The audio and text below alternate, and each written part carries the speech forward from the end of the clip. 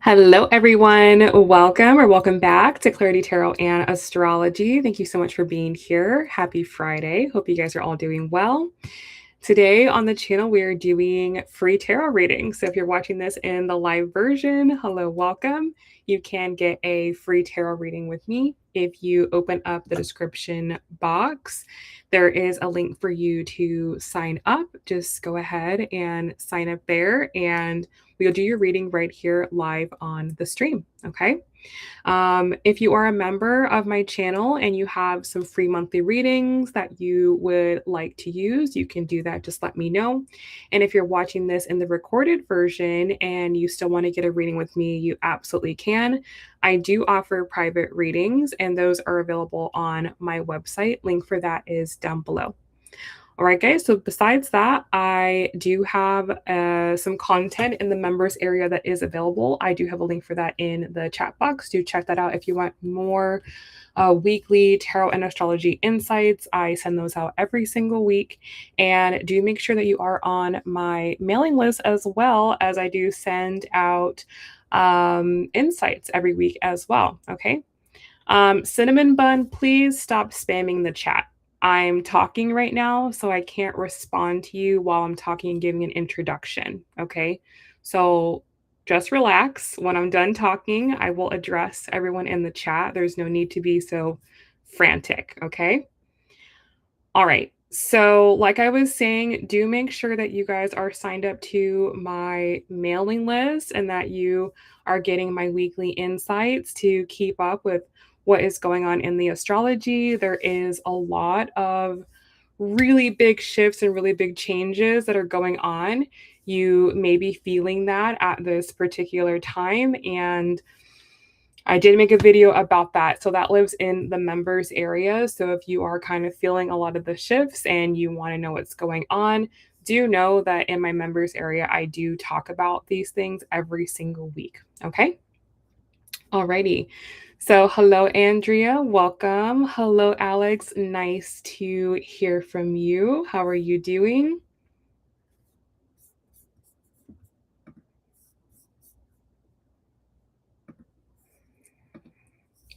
Yeah, there's no need to be like crazy and frantic here on this channel. Everyone here is chill. We're cool.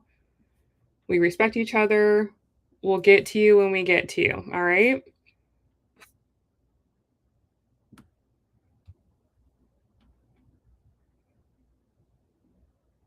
Aw, sorry to hear that you were under the weather. Hope things are getting better for you.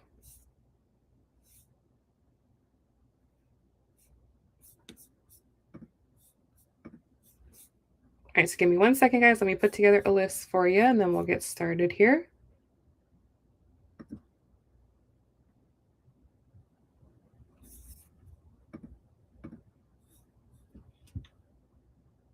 That is good. Good to hear.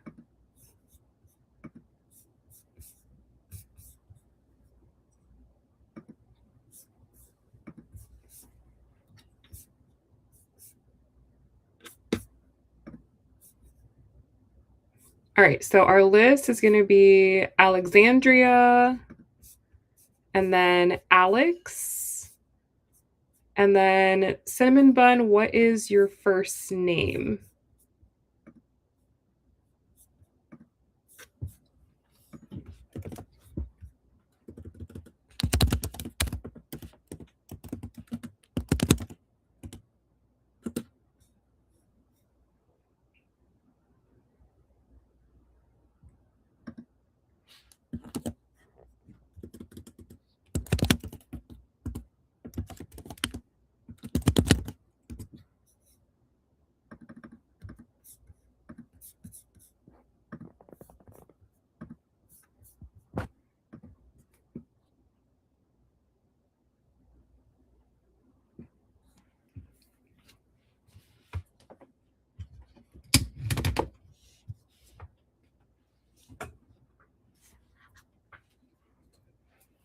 Okay, so Alexandra, you can post your question, love.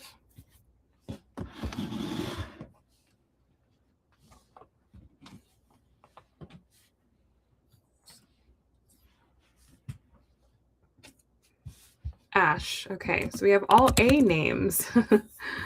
All the A names hopped on first.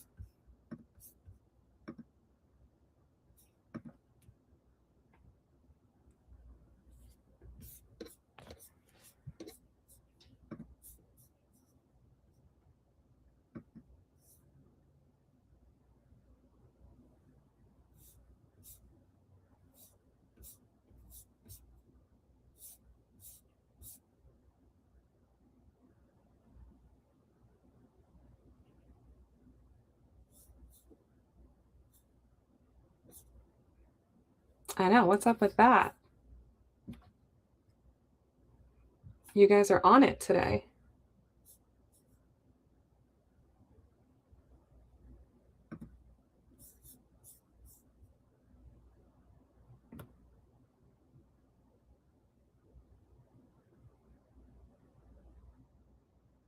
I know. Ash says, me new and rough week. What is going on, Ash?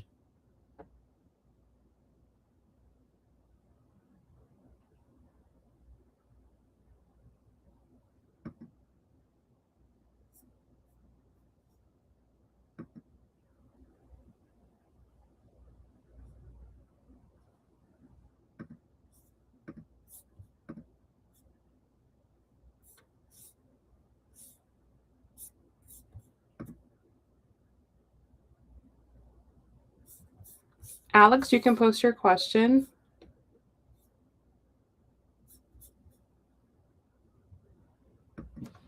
I know, Alex. Yes. Me too. I was ready. It was good. Don't get me wrong. I personally love Mercury retrograde. I always realize something, like I think I know everything, and then Mercury goes retrograde. I'm like, oh, wait, I didn't see it from that perspective. So I really enjoy that, but I'm also ready to move forward with the insights that I've learned. So, yes, how about you? Ash says, went to the dog went to ER. Sorry to hear that. My relationship with a close friend slash crush, hot and cold, but cold, and grandmother not feeling well. Sorry to hear that, a lot in a week. It has been quite a week energetically. You guys got my email. You guys watched the video in the members area. I talked about that this week is really bringing us into some changes, some big changes here. The rest of 2026 is going to be different from this point out. So this week kind of was shaking things up and starting new circumstances. So yeah, that's the shift that we're making right now.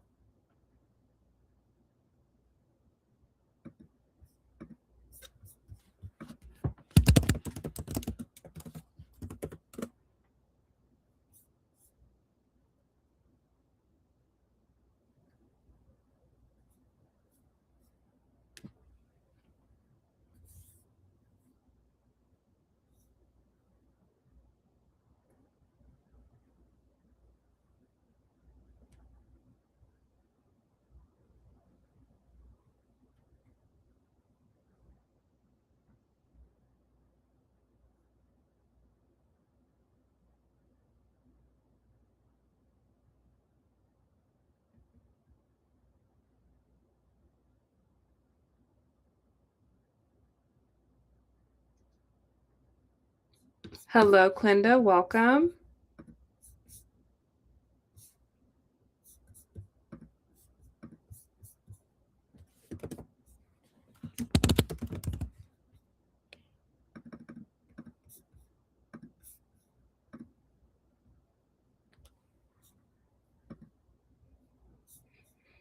Alex says, my grandmother had a large stroke a couple weeks ago. Very sorry to hear that. That's terrible. Before that, my grandfather, her husband, had a minor health issue. It was in the hospital for 3 days. Then I was taking care of her the other week from Monday to Thursday and then Saturday to Sunday, which means going to visit her and watch over her. Oh my God, what's going on with the grandparents, guys?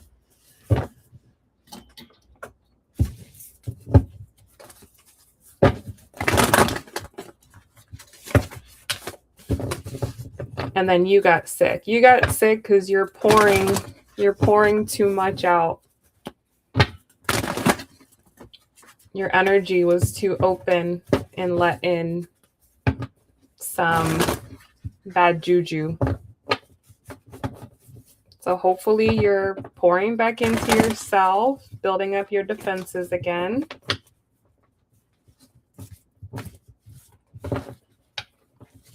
Yeah, definitely a tough week. And there's been a lot going on in the world as well. Things are starting to ramp up and escalate. So you guys are seeing, how the energy for the year is starting to shift. We're really starting to get into the thick of it now.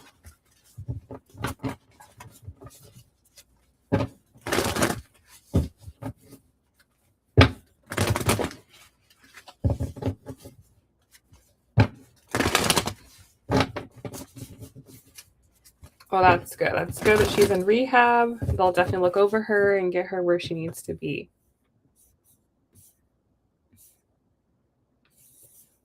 All right, so for Andrea says, I'm a Leo dealing with CR the Leo. What is the current energy for our relationship? We've been talking about going on vacation. What is the current energy of Andrea's relationship?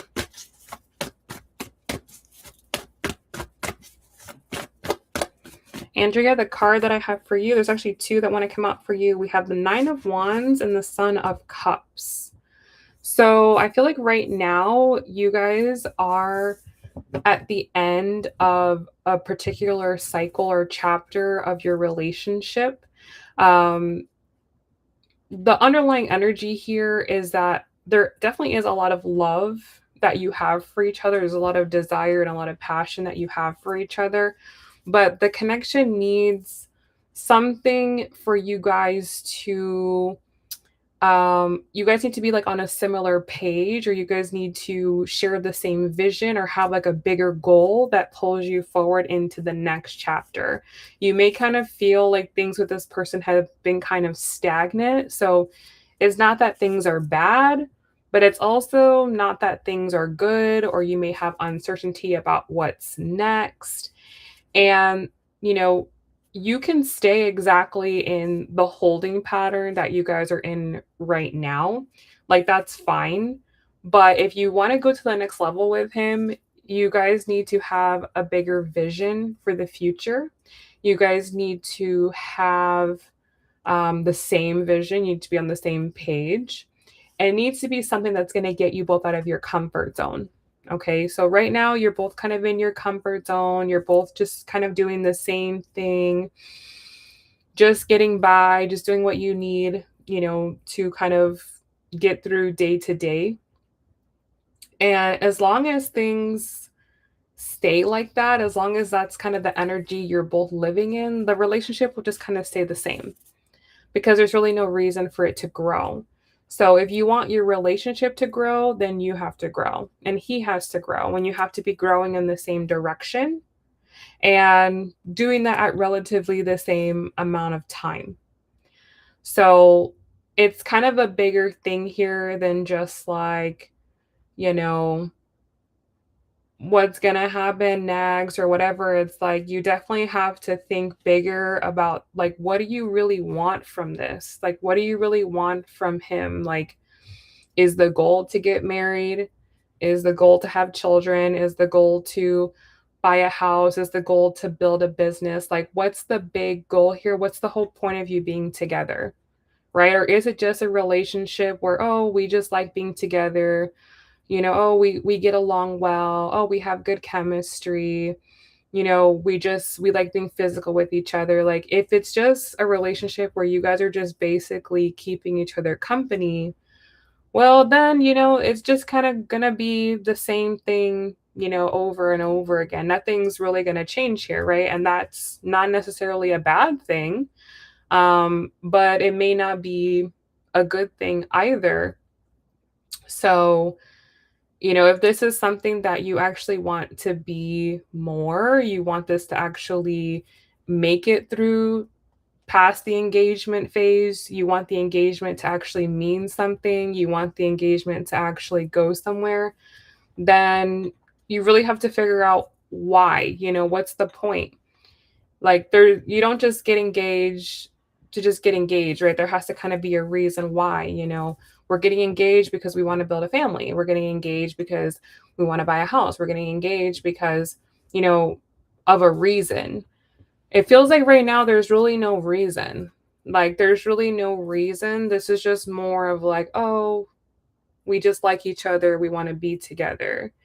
So with that, it's just gonna stay the same. There's really nothing for him to chase next, right? Like he chased you at first because the goal was to get you. And then now that he has you, there's kind of like really no reason to chase anymore.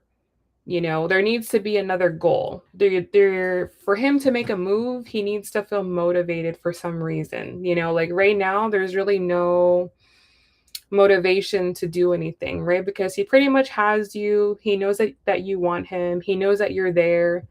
He knows that, you know, he can very easily have access to you. So it feels like there's a need to kind of step it up here. There's a need to give him a reason to do more, right? And that means you having to kind of step up and do more to make him do more. If he's not like really having any vision for the relationship, like he's not saying, okay, yeah, like this is what's next, making it clear to you and not just like wasting your time, then he doesn't really have any plans. And that's where you have to kind of think about like, do you want to sit here in a relationship where the man has no plans, where the man isn't really trying to do anything more, where he just wants to have access to you, he just wants to have your love, he just wants to have your attention? Like, is that the type of relationship that you want, or do you really want to build something real? That's really more of your decision. That's kind of more something you have to decide. And it also makes you have to really think about like, are you willing to walk away from this if he's not willing to give you what you want? Or are you also kind of codependent in the relationship as well? Are you kind of like staying because you like the attention too? You're liking the way that he makes you feel too? Like, there's a lot of like deeper questions that you guys really need to think about as individuals and then come together as a couple to see if you guys are on the same page. And it feels like if that is done, then you're going to realize in a lot of ways you guys are on different pages. And with that being said, you kind of have to decide whether or not you're willing to walk away or if that's something that you need to work on as well. Okay. So to summarize that and to answer the question, the relationship is fine. It's stagnant, but that's fine. Like this relationship can stay in this stage really as long as you guys want it to. But for it to evolve, for it to grow, for it to change, for it to become more, for you guys to get to that engagement stage, for you guys to get to that marriage stage, it's going to require you both to have a better idea of what you actually want from life and be committed to getting to that vision in life and being committed to doing what it takes to get there. Okay.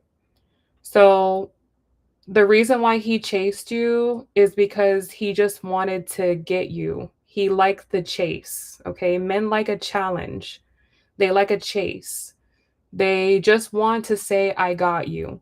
It's like a game, with the game, there's a winner and a loser, and he wants to win. So when he didn't have you, he wanted to have you. It was a game. He chased you. He won you. Now the game is over. He has you. That's it. There's nothing more for him to do. There's nothing more for him to work on. There's nothing more for him to get to. So if you want him to keep chasing you, that means you have to keep running. That means you have to keep building your life. You have to keep growing. You have to keep evolving. You have to keep giving him something to chase towards. which means you have to know what you want from your life and be more focused on that than you are on him. And when he sees that you're more focused on your life than him, then he's going to chase you more. And you have to keep making him chase you for the rest of your life. That's the game. That's how it works. That's how you keep a man interested in you forever, is you keep focusing on yourself forever, okay? So that's why your relationship is stagnant, because you're not doing anything. You're just staying the same. You're just staying in the same thing, waiting for him to do something, taking his breadcrumbs, saying, "Oh, maybe we'll go on vacation. Maybe we'll do this, maybe we'll do that." And he has no plans to do anything toward you because you're too available. So that's where you're at. Your relationship will stay the same until you change. Exactly. You're tired. That you have to decide whether or not you have the energy to keep doing this, the energy to keep a man, interested in you. A relationship takes a lot of energy. That's why a lot of relationships are not successful, because a lot of people don't focus enough on themselves and investing in themselves and working on their own energy. So that's what you need to work on. You need to work on pouring into yourself, building up your own energy, filling up your own cup. When you do that, he will be more interested in you and he will put more energy into you. The more energy you put into yourself, the more energy he will put into you. Okay? So, hope that was helpful. Lots for you to think about and lots of great advice for everybody here. Thank you so much for sharing. Best of luck. Hello, Sarah. Welcome. Thank you so much, love. Alex says, focus on yourself and pay him dust. Exactly. The more you focus on yourself, the more a man is obsessed with you. That's just the way it goes.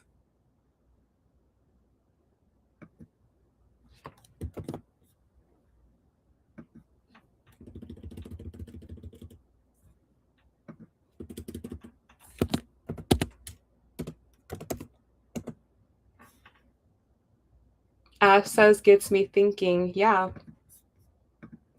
it's the truth. Oh my God, Sarah, I wrote Johan.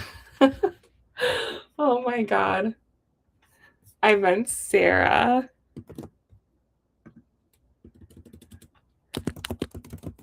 I can't even blame Mercury retrograde because it's over now.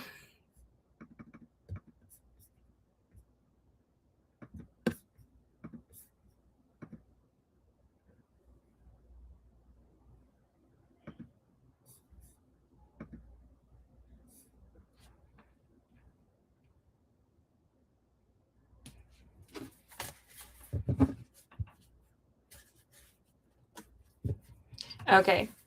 All right, Sarah, let me get you a different deck.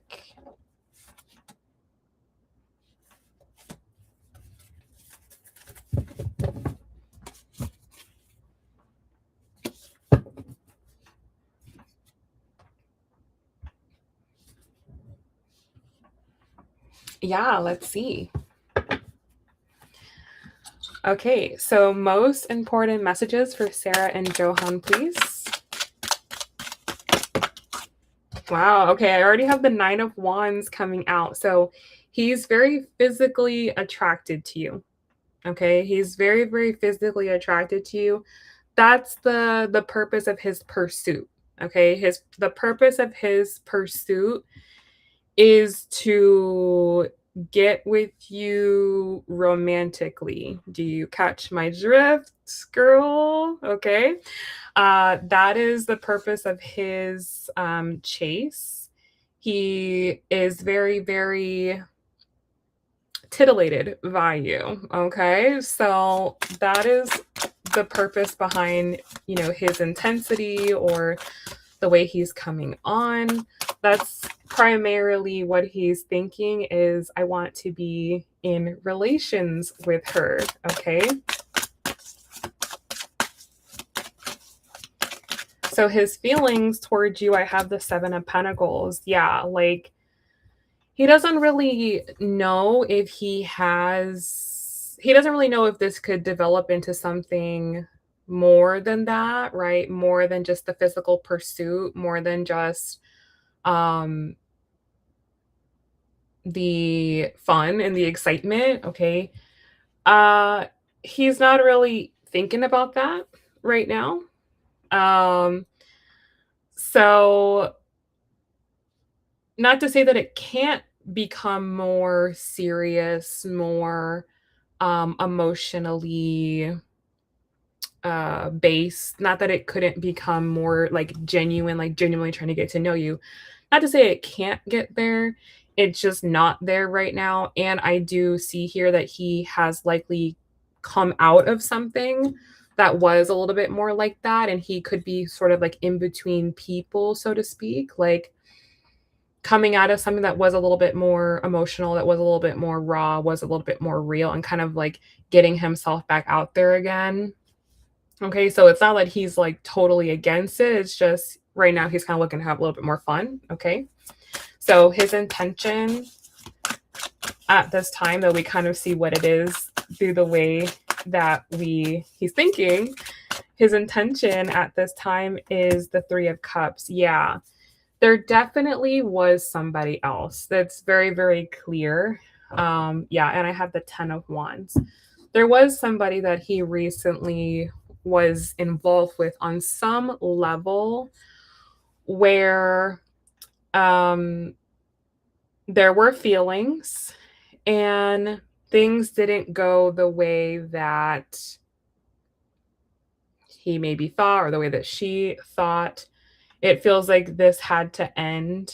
Not really that maybe he wanted it to end or she wanted it to end. It feels like maybe they were on different pages or he wasn't able to step up in some way. Um, and so he's kind of like moving on now. He's like moving on from that person. So it's like he's just trying to have fun. He's like, I don't want to get back in any type of like serious type of feely situation. Like, I just want something that's fun, where it's just hooking up, where it's just a good time. And not to say that it can never get there, but primarily what he wants is a hookup, right? And I'm not saying that's necessarily a bad thing. It's just good to know where someone's at. That's just where he's at. Like he's just at a point right now where that's what he wants. He has the desire for it and he just like wants that. Um Once that's satisfied, I mean that he could feel differently, but I do feel like right now, like what he really, really wants is just a hookup, just something fun, something that doesn't have any like expectations on it because he's still kind of getting over something that didn't really go the way that he wanted it to go or the way she wanted it to go. You said, "Oh, I can't tell, lol, but I told him let's slow down." Yeah. He wants to be there. He wants it now. Seems like a masculine guy who has a primal urges. Yeah, pretty much. You said, so we did talk about a year ago, but we stopped and I wasn't ready. He was also far at this time. Yeah, I would say that like with him, the pathway to getting more with him is just to have fun with him.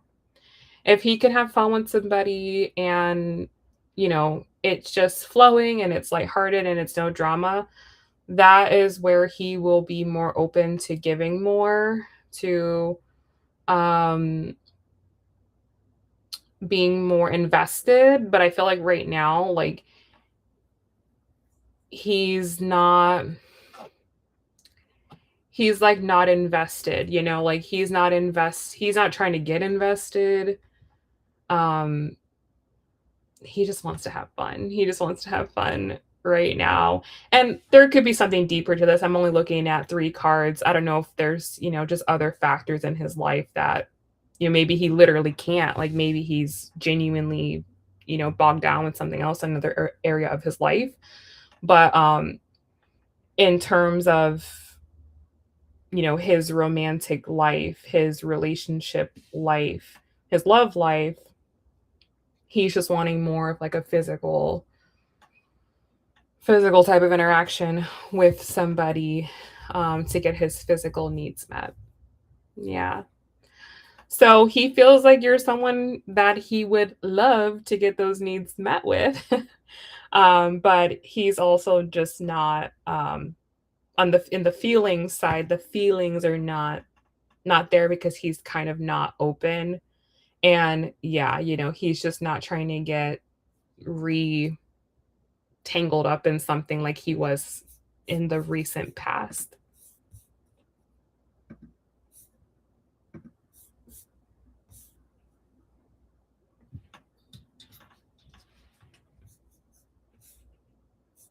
So yeah,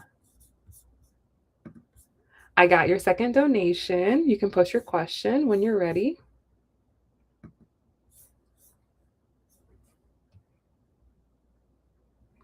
He said, we never connected like that deeply before. It was more surface level. Yeah, I'd say he's pretty much about the same. He's still pretty surface level.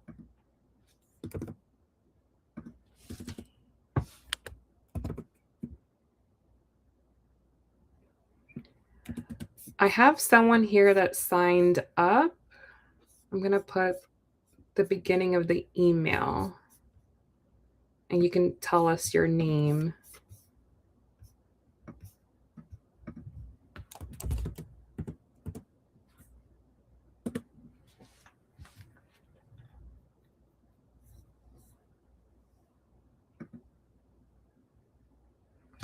Okay. All right, so we have Sarah again, and then Alex, Ash, Clinda, and then Seer. I might be saying that wrong. So Sarah asks, so I'm curious how things will move forward between us. I see him after my New York trip. Okay. What can Sarah expect from Johan after returning from New York? What's the energy of things moving forward? What will the energy be after Sarah returns from New York? Okay, so the next kind of vibe of the connection, I have the Queen of Cups. Okay. I feel like after the trip to New York, you will be actually very open. Okay. It feels like you yourself, like you're feeling more open. You're feeling more receptive. You're feeling more like if you have any hesitation right now or anxiety right now or skepticism about him right now, it feels like that changes after your trip. I don't know if that's just related to getting to know him better, or if it's just a timing thing, or if something you have a realization in New York. There's many different reasons why this is, but it feels like you're just more receptive. You're a lot more open to just kind of seeing what happens, where it goes, and not really trying to control the outcome.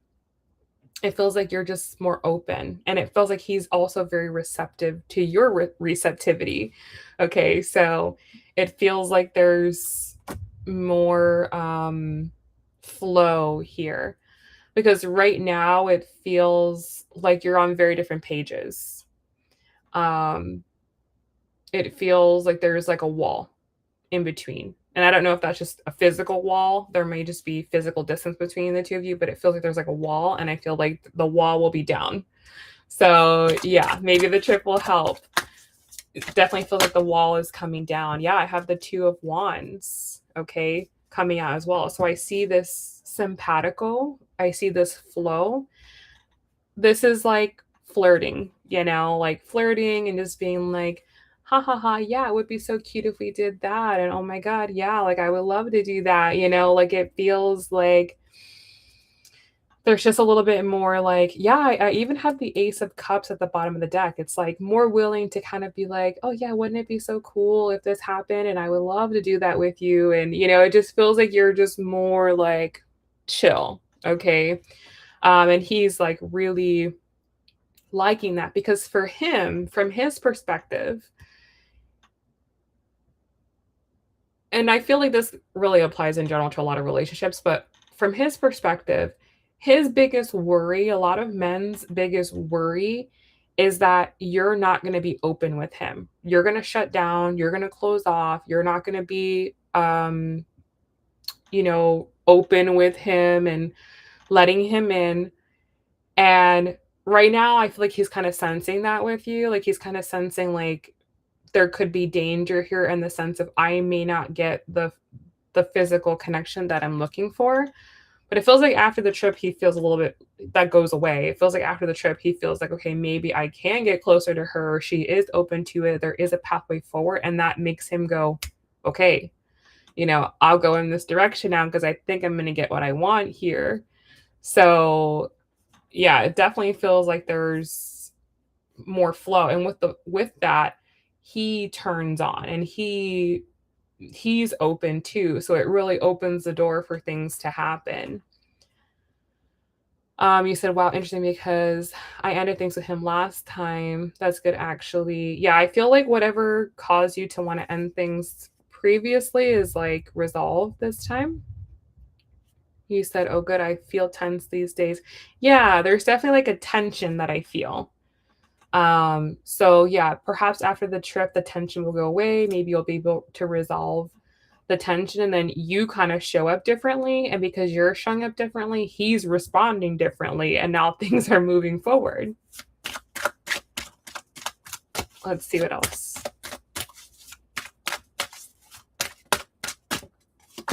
Yeah, Six of Wands. Yeah, that's really good. Okay. So that means that there is some type of success that you're feeling with him. He's feeling it as well. He's feeling like, okay, things can be good here. So I definitely think that things after the trip will be good because it feels like the guards are down. There's more flirting. There's more, let's just see what happens here. There's not so much self protection and what if this, what if that, what if I get hurt, what if I don't get what I want. It feels like there's a little bit more like, well, let's just see what happens, right? If I'm not open, then I have no idea what's going to happen, right? Like you got to test things out to know. And it feels like you're both not afraid to test things out at that point. You're both not afraid to potentially, get hurt, or you're both not afraid to love and lose. So because of that, there's just less pressure. It's more fun. It's more free. And with that, the connection feels like it's able to flow more. I don't know when you're going, but the South Node is going to move into Leo. So that the benefit of the South Node being in Leo is this can help to kind of release any past fears around past dating experiences, past fears in love. So maybe that's coming online as well. And that's also helping you guys to relax. So it seems positive after the trip. Oh, yeah, exactly. Yeah. So on Sunday is when the South Node moves into Leo. And then also Saturn turns retrograde on Sunday, so there's less heaviness, right? With Saturn being retrograde, there's less heaviness, and that can make things flow a little easier as well. So, yeah.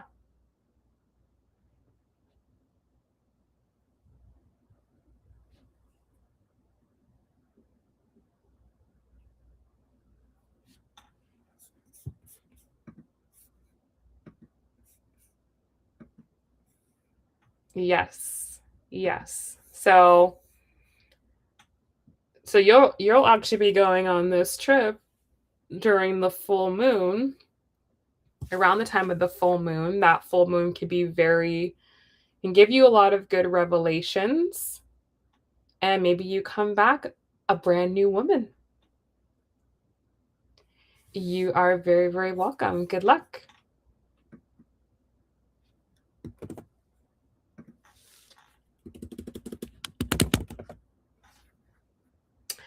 All right, Alex, you can post your question.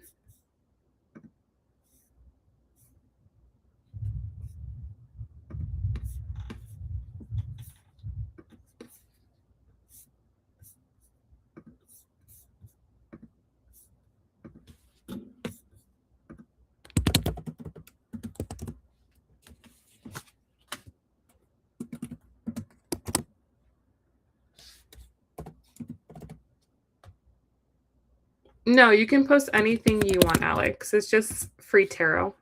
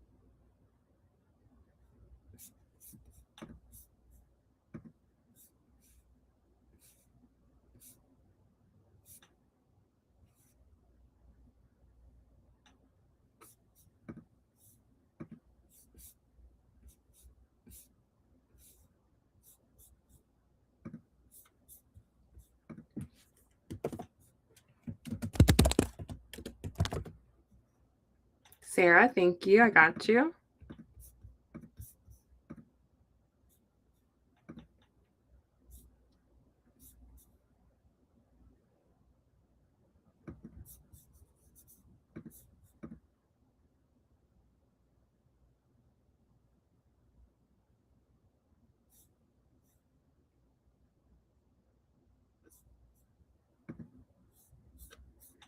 For Alex, Alex asks, am I going to distance myself from my dad, some family more in the future once I get my life together and I am financially independent? Okay, so what does Alex need to know about his family situation?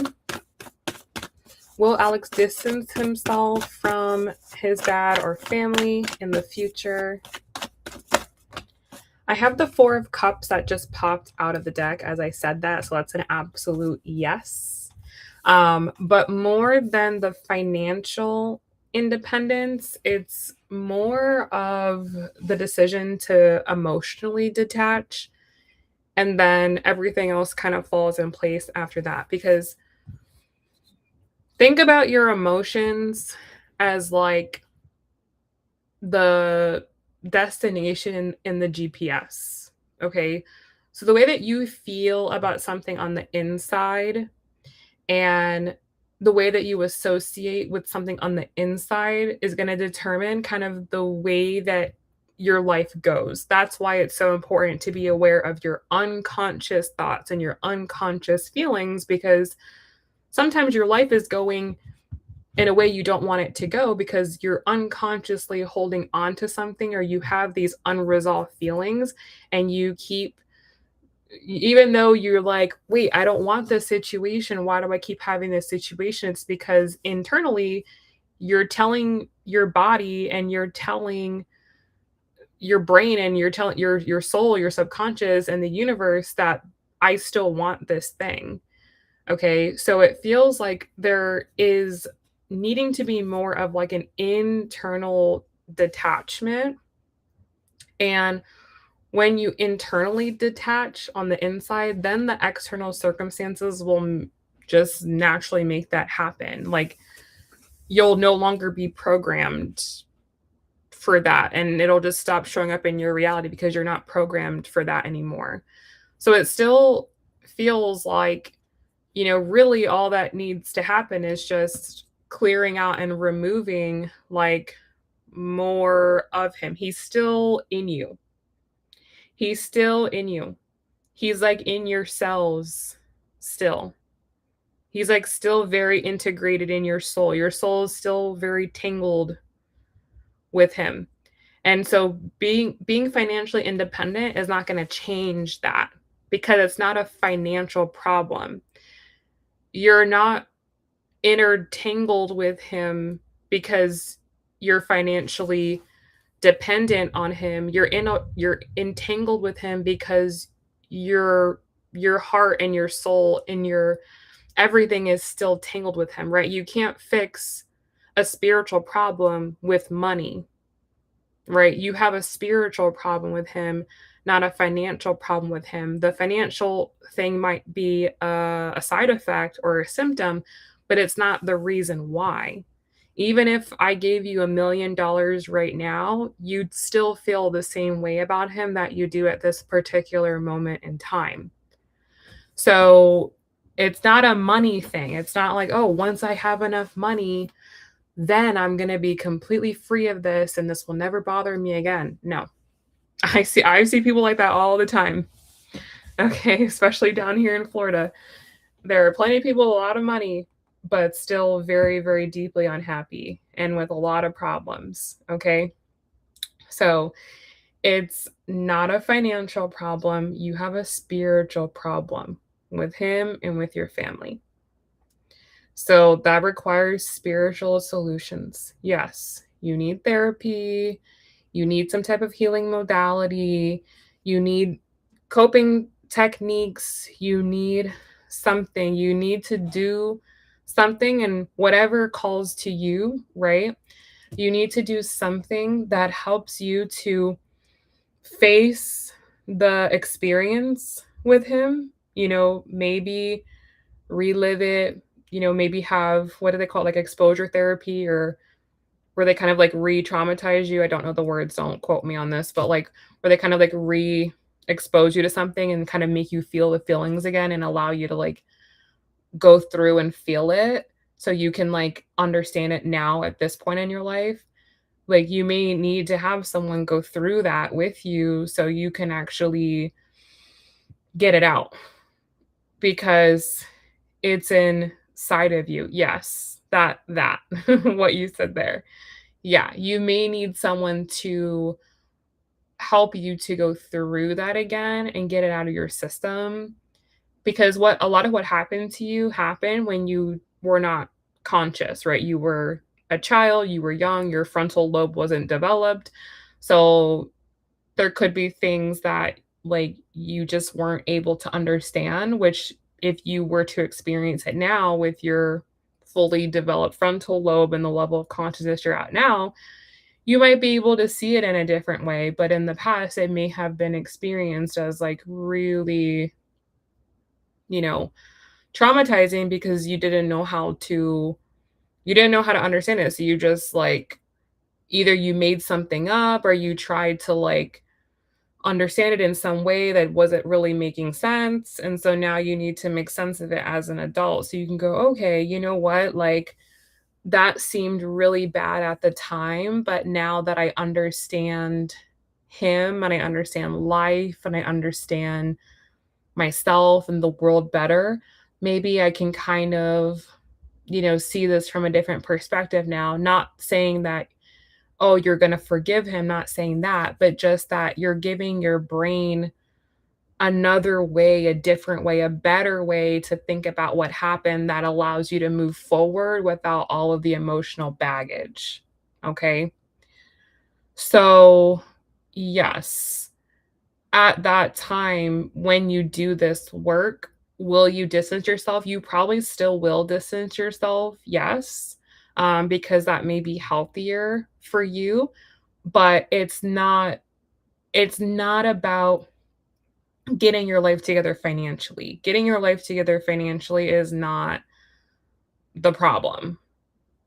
Okay. It's really more about getting yourself together mentally, emotionally, and spiritually.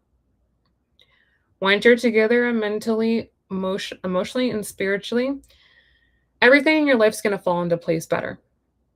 Okay. Everything in your life is going to fall into place better. And like I said, I knew a lot of people, Alex, here who have lots of money, who have their life together in terms of like what the world would say is successful. Like they have finances, they have a career, they're married, but when you actually like talk to them, they're very broken and they're very hurt and they're very unconscious and they still have a lot of problems. So like you want to focus more on you. Like really you. Like the you when you're by yourself and nobody's around and you're in your room, like who are you really? You know, that's the person that you really want to work on, and you don't need any money to do that. You don't need any money. You just need to be willing to face yourself. You need to be willing to work with yourself, be honest with yourself, look at yourself in the mirror and really do the hard work that only you can do. There's just there's just work that we can only do as individuals alone by ourselves, and that's where you need to get in. It's more getting in the spiritual gym than the physical gym, right? Like the physical gym is good too, but you got to get in the spiritual gym. Like that's where you got to be, and you got to find your modality. You got to find the thing that helps you. You know, for me, it was tarot, it was astrology, right? For you, it may be something different, but you got to find that thing and you got to lock in. You got to hook in because you're going to keep saying this story over and over and over and over and over and over again. This had happened to me, that happened to me, this and all of these bad things, and how you're a victim. You got to start getting on top of that. You got to be bigger than victim mode Alex, and you have to become Victor Alex. And that's not going to happen just because you want to do it, or you say you're going to do it. That's going to happen from doing the work for, honestly, Alex, the rest of your life, right? Like, this is not just like, oh, maybe I do 6 therapy sessions and I'm better. No, this could be something that you're working on for the rest of your life, but you have to be committed to being that person, right? You have to be committed with being that person. Yes, and identifying as a survivor, right? Like you have to kind of change your identity. So it's not a financial problem. You don't have a financial problem. You don't have a my life is not together problem. You don't have that problem. You have a spiritual problem and you need a spiritual solution. That's where you're at right now. You've already identified that I was in a bad position. You've gotten out of it, right? You've physically removed yourself from the situation you were in, and that was a big step. And but you're still not feeling 100%. There's still a lot of the past that you're having to deal with, and it just goes to show wherever you go, there you are, and your problems follow you, right? So you've still got this work to do, and you've just got to find the method by which you want to do that work. And there's no one size fits all, and it could be multiple things for you, but you just have to figure out what you want to do, commit to it, and lock in for the rest of your life. And there will be varying levels of healing that you'll experience, right? You'll hit certain milestones on your journey where you're like, you know what, that doesn't bother me as much anymore, right? But on to a certain degree, yeah, your past will always be your past, but you'll stop identifying with it. It'll stop affecting you as much, and you'll become different people at various parts of your journey. But yes, I do think that therapy is a good modality for you. I do think that that's a good place for you to be because you have a very complex situation, right? It wasn't kind of like maybe let's say like a normal trauma. I feel like your trauma is a little bit more complex. So I think it does need a little bit more complexity.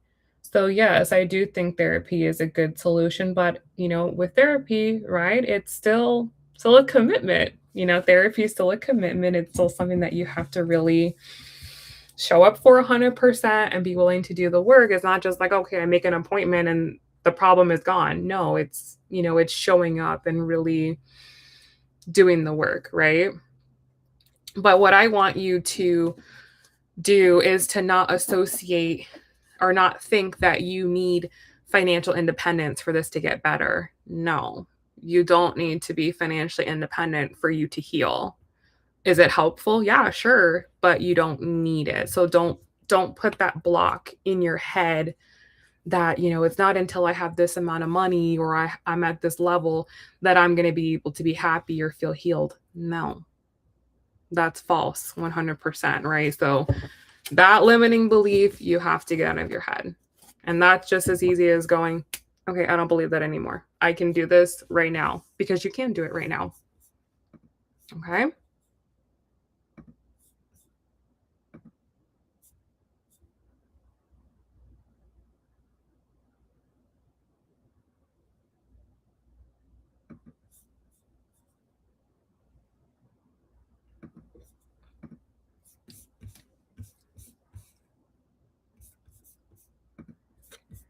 Jaren, thank you so much. I'm going to add you to the list.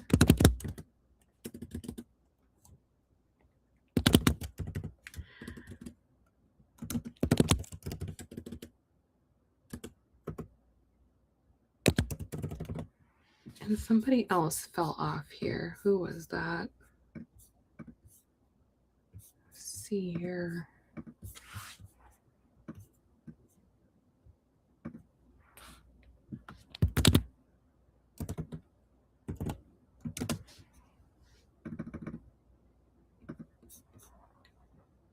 You are welcome, Alex.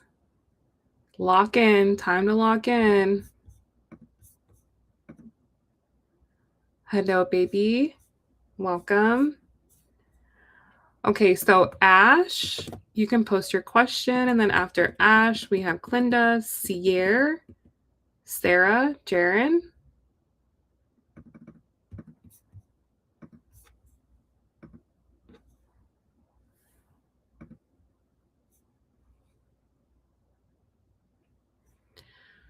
Okay.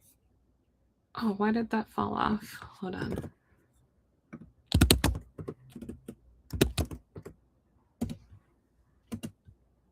The Mercury retrograde is still retrograding for me, guys. Sorry about the typos. Okay. Ash says, what is Jake's current emotional landscape regarding his romantic feelings, vulnerability we shared this week towards me? Like, how does he feel about my choices to step away from his DC servers today? Okay. So, what does Ash need to know about Jake? What is Jake's energy towards Ash at this time?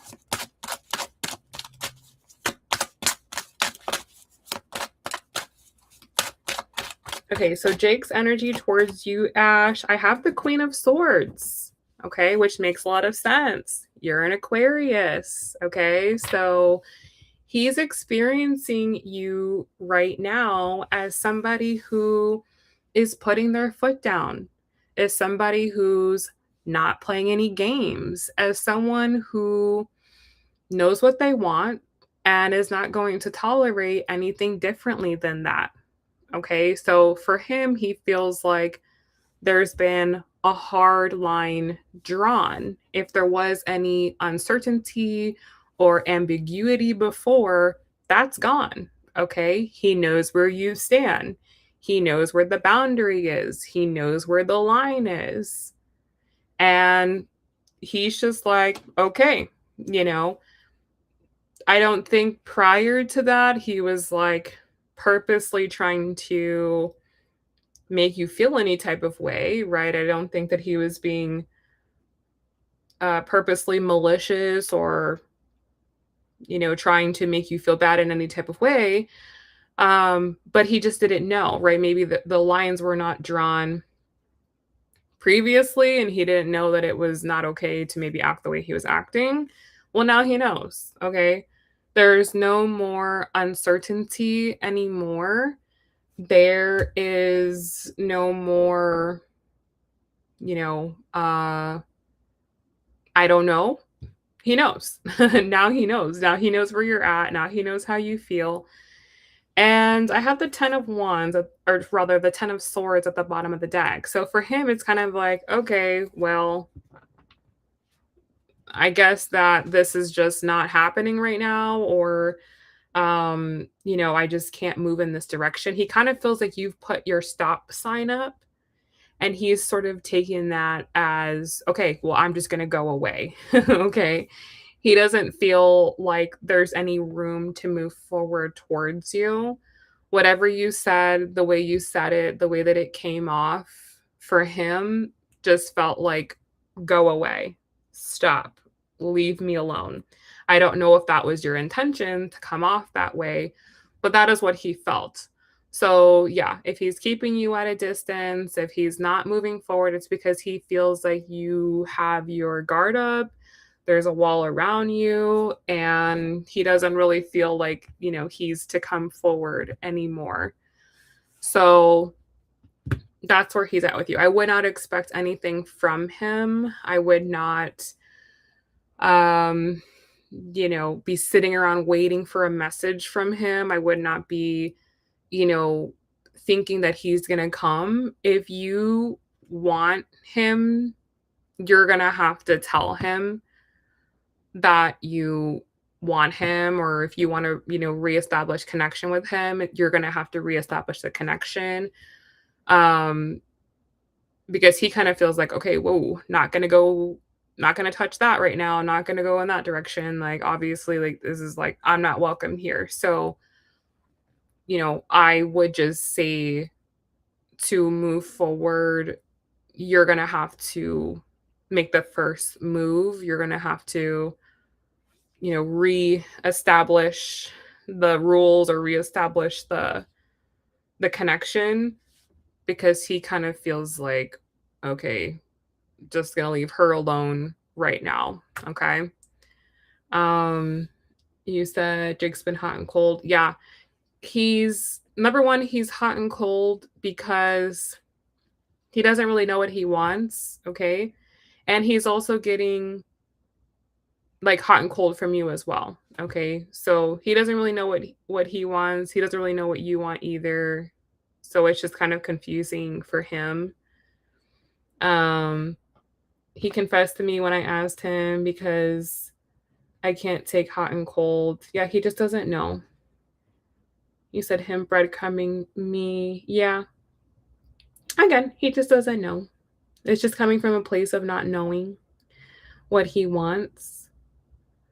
He's currently keeping me away. Right. I would say no to dating him because I don't like his behavior, but I did reassure him. You don't need to reassure and be there for a man.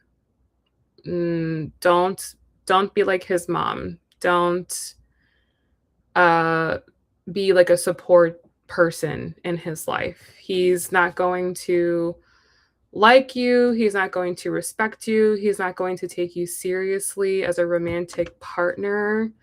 Um you don't need to give a man reassurance. That is something that a mother gives to her son. Okay, you don't give a man reassurance that you want to be romantically interested in you. If he's interested in you, he would show you that he's interested in you. If he's giving you hot and cold, he's not interested in you. Yes, he may like you, but he's not interested in you. And that's very different. He may like you as a person. He may like talking to you. He may think you look good, but he's not interested in you as a person. He's not interested in committing into you. So that's why you're getting hot and cold from him, because he's like, oh, yeah, like she's cute or whatever, but he's also not into you like that. So you just have to take it like realistically. Okay. This is someone that's again, not interested in you. He may like you, but he's not interested in you. So that needs to inform your decisions moving forward in terms of how much you're going to invest into him, right? If you want to be friends with him, I don't know if you're on Discord with him, you want to be friends with him on Discord, okay? But then thinking that, he's going to become your boyfriend, I think that's where you have to like draw the line and be realistic.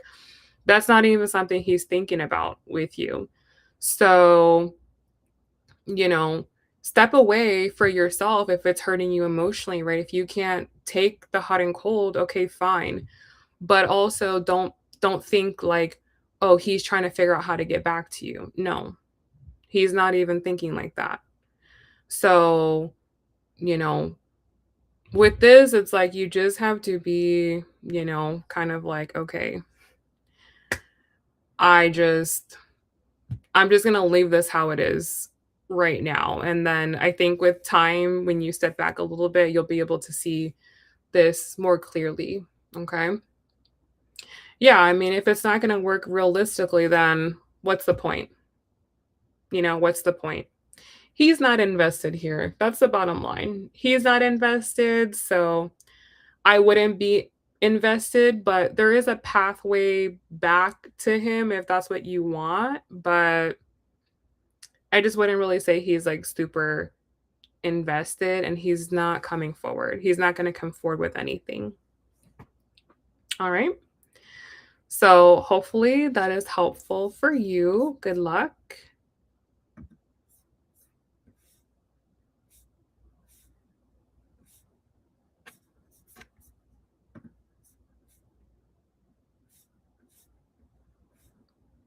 Golden, Neela, Blissful, thank you. I'll add you to the list.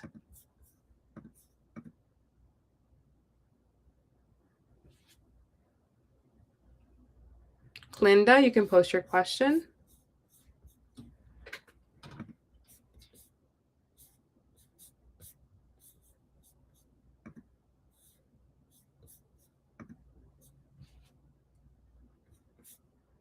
You're welcome, Ash. Good luck.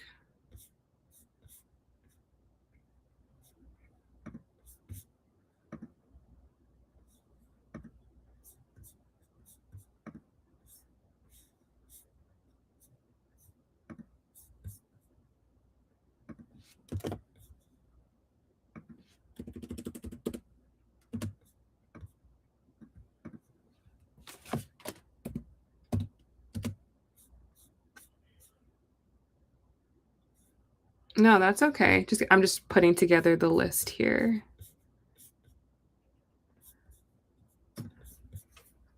All right, so I have Glenda, Sierra, Sarah, Jaren, Golden, Neela, Nella,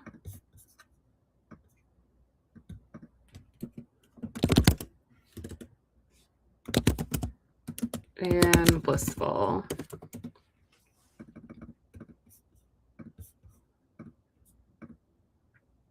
All right, so there's our list, guys.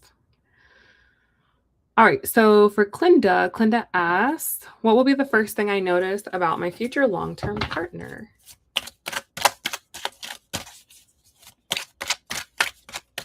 What does Clinda need to know about her future long-term partner? What will be the first thing that she notices?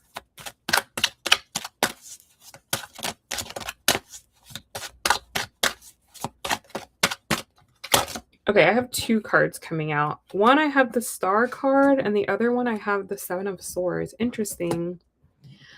First of all, this may be someone who is a big, how can I say this? Like someone who's like someone who thinks really big and someone who thinks long term, or they could be someone who is well known. Okay, someone who maybe shares their ideas or shares their thoughts on something. They could be like a thought leader about something, or they have like a cause that they're really interested in. Maybe that's how you first notice this person, or you meet them at like a conference for something specific, like I don't know, like a conference about environmental stuff. And this person is like a speaker at the conference, right? So like he may have some type of like big viewpoint. He may have some type of something he believes in, something that he's very like committed to, right? Like he's committing his life to doing, reform work or something, like there's something that he's very interested in. That's what you notice about him first. Or that's how you're kind of like introduced to him. So maybe you're really interested in something, you have a cause that you really believe in, um, a charity that you're really invested in or a nonprofit you're really invested in. And he also has that same interest. He also is fighting for the same thing. So it feels like that's what you first notice about him is what his stance is on something.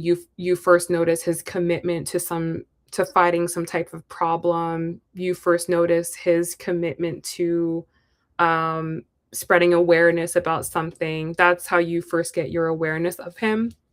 With the Seven of Swords, it feels like you don't know him immediately. You kind of know the version of him that he wants to project out into the world. Okay. So when you first meet this person, you're going to be like, oh, wow, he does this, he does that. He went to this school, he has this education.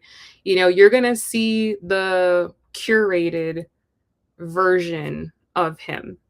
And that first initial version is going to be like, wow, okay. But you're not going to really know him. Okay. So you'll have to actually get to know him. And I also do have the Five of Cups at the bottom of the deck.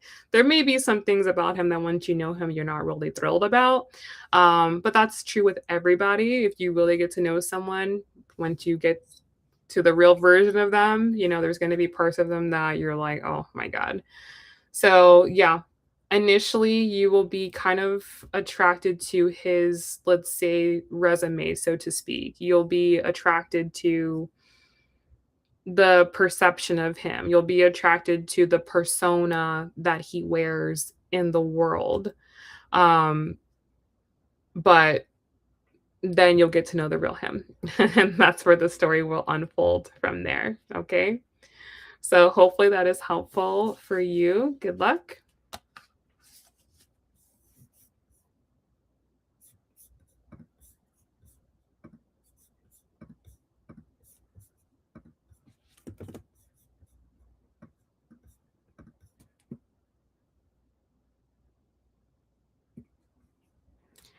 Okay, next I have the beginning of your email was Sierra.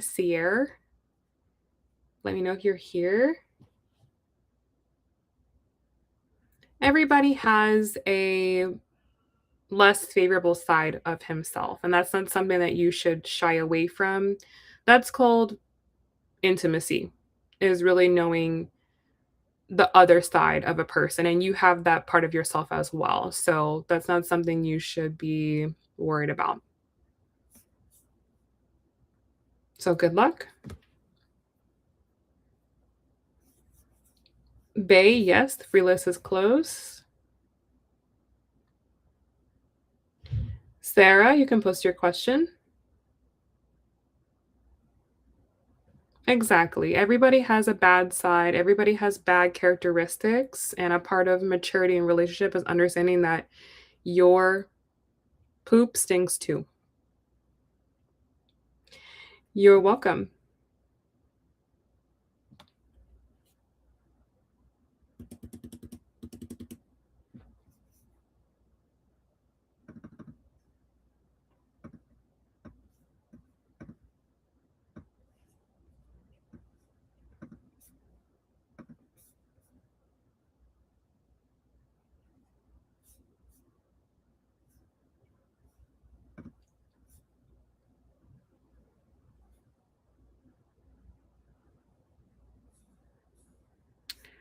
Okay, so for Sarah asks, what version of Johan will I experience as things move forward? What version of Johann, what version of Johann, these cards want to fly out everywhere. What version of Johann will Sarah experience as things move forward?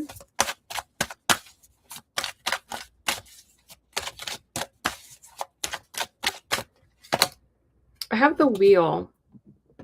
Okay, so this is kind of like an answer, but not an answer. This is kind of saying let things happen, let things unfold. Just like I was just saying, Clinda, every person has many, many, many, many different layers.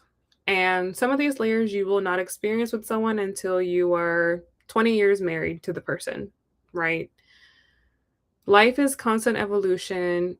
You're constantly learning and growing, constantly changing, constantly realizing things, and so is your person. And there are things about Johann that Johann doesn't even know about himself. There are things about you that you don't even know yet. There are blind spots that you have and blind spots that he has. And I feel like what the universe is saying is don't worry about it. Don't worry about it. Because, like I said, there are things about him that I can't even pick up on him because they haven't even happened yet and he doesn't even know. And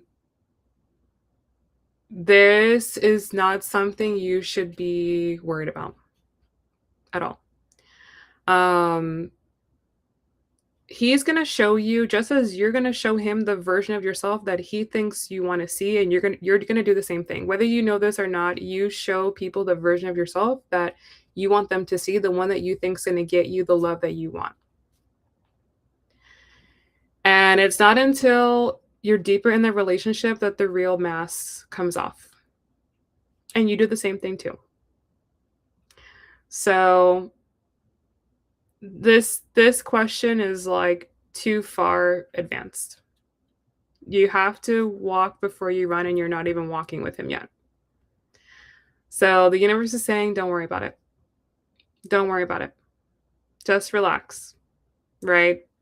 Just understand that every relationship is a mirror. And things that you don't like about him, or negative, quote unquote, negative things you experience with him or anybody, it's just teaching you more about you. And there are things you need to learn. Okay? There are things you need to learn. And you need to let your relationships be your mirror. And these mirrors can be hard to look into, but you need to just start letting the mirror, looking at yourself in the mirror, i.e. through these men. Because this is the only way you're going to really get your healing. You're avoiding an experience that you had in the past, and the only way that you're really going to heal and stop trying to not feel something is to feel something. You need to feel something. And it doesn't matter who it is, if it's Johann, if it's Joe, if it's John, if it's Bob, it doesn't matter. There are things about yourself that you need to see. And that's maybe what you're subconsciously afraid of, is you're subconsciously afraid of really seeing yourself and having somebody see a part of you that you don't want them to see. But at the same time, you want him to open up and see everything about him. Doesn't work like that. Doesn't work like that. You're not going to get the vulnerability and the depth that you're looking for until you relax and open up. And it doesn't matter who it is. Truly. Doesn't matter who it is. It could be anybody. Honestly, it's not like, this is not so specific. Oh my, it has to be my soulmate. It has to be my twin flame. No. You can do this work with literally anybody. Because the outcome's going to be the same with every guy. That's the reality. The soulmate is just the person that you finally relax enough to let see the real you, to let the mask slip in front of.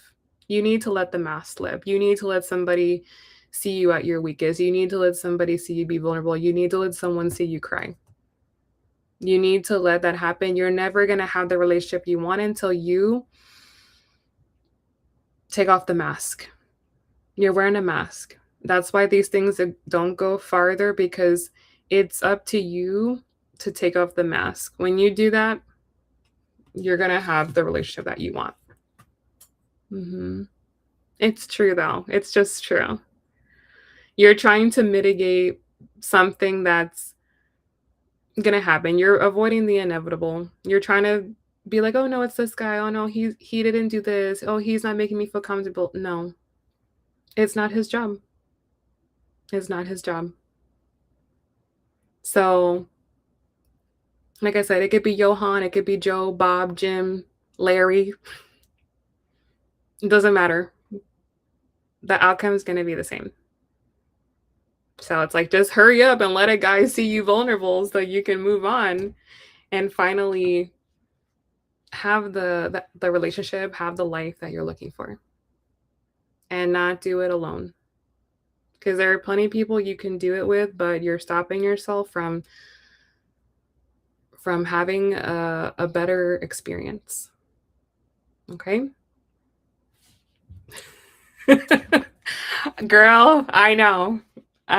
But like I said, there's no perfect guy. There's no perfect guy. It's just the guy that you finally relax enough to let him really see you. And you're making it more in your head. Like, you're making it so much more in your head than what it is. Like, you know how bad a guy wants a girl to be vulnerable with him? You know how bad a guy wants to solve your problems? You know how bad a guy wants to feel strong and useful for you? That's what men are yearning for and craving. They just feel like girls these days just want to be boss babes and solve all their problems, and I don't need you, and F you, and feminism, and da da da da da. And they're not letting men be the men that they want to be. And this is it, because of fear. It's just fear. Fear of being vulnerable, fear of rejection, fear of, opening up and it not being reciprocated. Well, guess what? Men have the same fears too. So if everyone's afraid, then no one's going to ever fall in love and get in relationships. And that's what's happening right now. So it's up to every individual person to address their fear. And the way that you address your fear is you go into it head on. You just go into it head on, and you're going to find it's not that hard. It's not that hard. Even if you have a quote unquote bad experience, that's going to teach you something. You're going to learn. You're going to be like, wow, I didn't like the way that I felt abandoned. Oh, okay. You felt abandoned. Let's go deeper into you feeling abandoned, not him not texting you back. Let's talk about you being abandoned. Where does that fear come from? How do we work through that fear? How do we build your self-confidence up to where you don't care if someone abandons you? But you also don't let that stop you from going into love. Right? Because even when you're married and you're in a relationship, sometimes your partner is going to abandon you. Sometimes your partner is going to disappoint you. Sometimes your partner is not going to be available to you and you're going to feel rejected. That's going to happen. It doesn't mean it's a bad relationship. Doesn't mean that, oh, this isn't my person. No, that's called real life. People do these things and it just happens. And it's not something to be afraid of. It's just something to be aware of. And to not have all of your happiness tied up in someone else's picking you, someone else is choosing you, someone else is always being there for you, but understanding that every human being has a limitation, is going to make mistakes, but it's better to be together than apart. Two heads are better than one. You just have to get over your fear of being together and being hurt, because it's going to happen with everybody. And you do the same thing too. You don't think so, but you do the same things too. You do things that trigger men as well. You just don't, you're just not conscious of it because you're thinking about your own self-preservation. So yes. So just relax. Just relax and just be open to seeing what happens. You never know what's going to happen. You may open up and you'd be like, oh my God, me too. I have the same exact problem.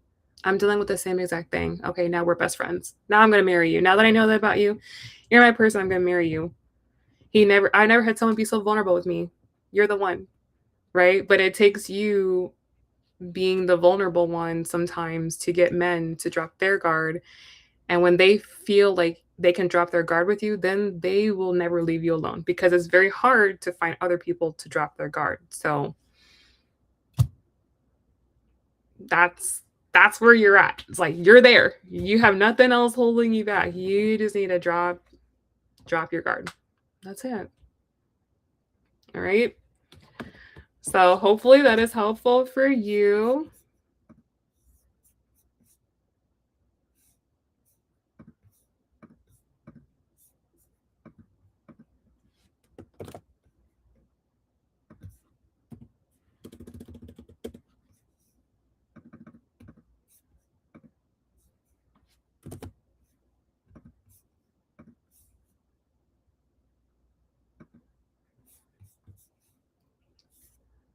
Alrighty, next up we have Jaren, and then Golden, Neela, Blissful.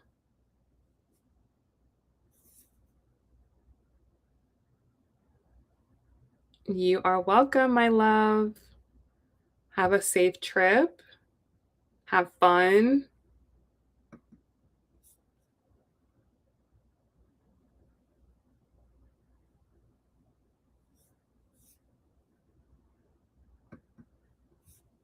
For Jaren, hi. Hope you're doing well. Same to you as well. And my pleasure for the free readings. You said JC/Josh's energy, thoughts, feelings towards me and the connection. Okay. For Jaren, please. What are JC's energy, thoughts, feelings about Jaren and the connection? Okay, I have the Page of Cups, but it's coming out in reverse. Okay, so that's weird. And I have the Queen of Cups at the bottom of the deck. Okay, so I first want to say this is that you are very emotionally available, which is a fantastic thing. Okay, you're very, very emotionally available. You have a lot of very good, beautiful energy. But with the Page of Cups for him, he is not open to it. He's not open to your energy. Like, this is a person where you could say, like, you lead a horse to water and they don't drink. That's like his energy. Your energy is very healing. Your energy is very, how can I say it? It's like the person that ends up with you, Jaren, is so lucky. Let me just say that. The person who ultimately ends up with you is very, very lucky. Your energy is it's so beautiful. It's so pure. It's so, oh my God. It's undescribable. Let's just say that. It's undescribable. But you know what? It takes the right person to appreciate you. Okay, you're like a piece of art that unless you understand this art, you don't get it. It's like you don't understand it. And that's the thing with you. I think sometimes you don't even understand how awesome you are. And I'm not just saying that, but like truly, um, truly though. So with him, his energy is very incompatible. It's very, very incompatible. Okay. He doesn't understand you. He doesn't value you. He doesn't get it, right? Like,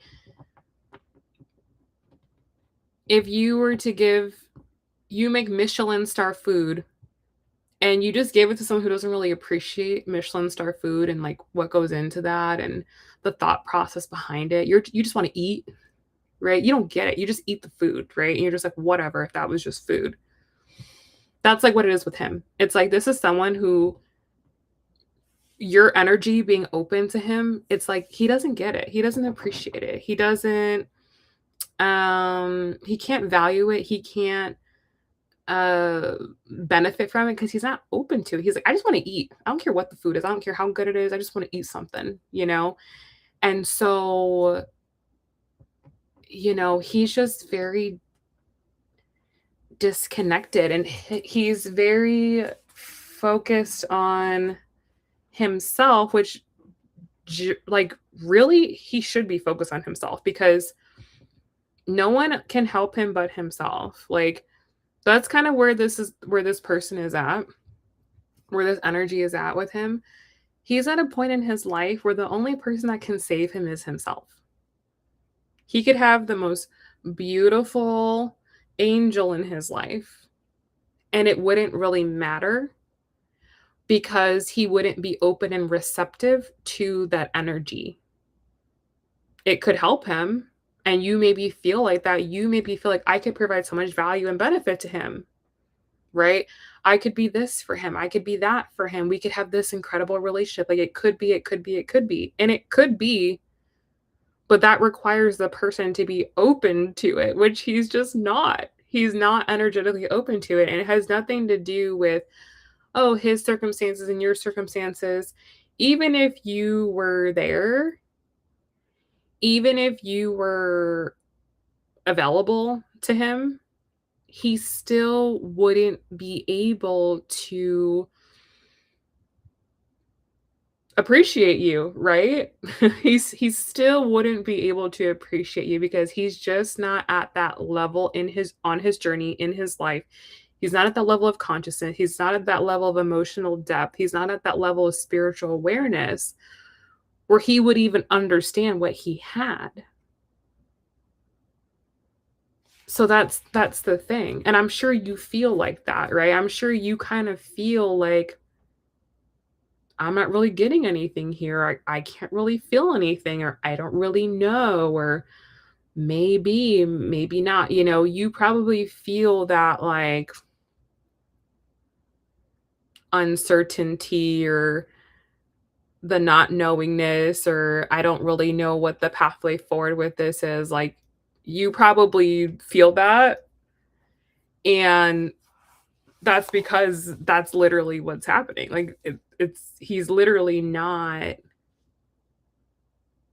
open and available. And so it kind of is at a point where it's like, what is it that you want from him? Like, what is it that you want from him? Because he's giving nothing. He's giving nothing. He has nothing. There's nothing there. So what is it that you want? You know, what benefit do you get from nothing?